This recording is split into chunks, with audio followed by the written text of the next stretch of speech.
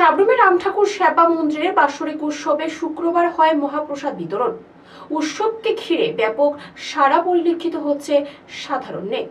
আজ হোলিতে সাবরুমের ঐতিহ্যবাহী শ্রী শ্রী রামচন্দ্র দেবের বার্ষিক উৎসবে ভক্তদের মধ্যে মহাপ্রসাদ বিতরণ করা হয়। এর আগে মন্দির থেকে ভোগ এনে রান্না করা খিচুড়ি দিয়ে দেওয়া হয় এবং এ নিয়ে ভক্তদের মধ্যে ব্যাপক উৎসাহ উদ্দীপনা লক্ষ্য করা যায়। দুপুর 2টায় মহাপ্রসাদ বিতরণ শুরু হয়।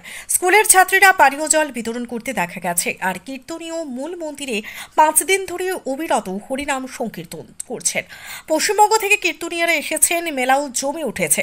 সাবরুমে বাজার অর্থনীতির চাকা ঘুরছে। এ বিষয়ে উৎসব কমিটির কর্মকর্তা অরূপ রায় চৌধুরী সংবাদ মাধ্যমকে জানান।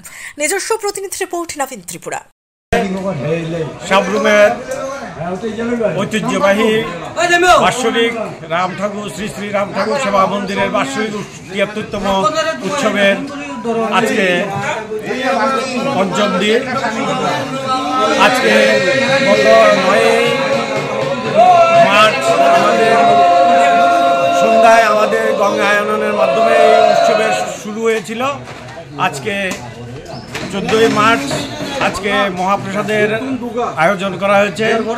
আমরা এখানে সাবরুমের আপামর জনগণের কাছে জাতি ধর্ম নির্বিশেষে সবার কাছে আমরা সাদর আমন্ত্রণ জানাচ্ছি। আপনারা ভক্তিভরে আমাদের আয়োজনের সঙ্গী হবেন এবং সাদরে প্রসাদ গ্রহণ করবেন। আপনাদের সবার আমন্ত্রণ।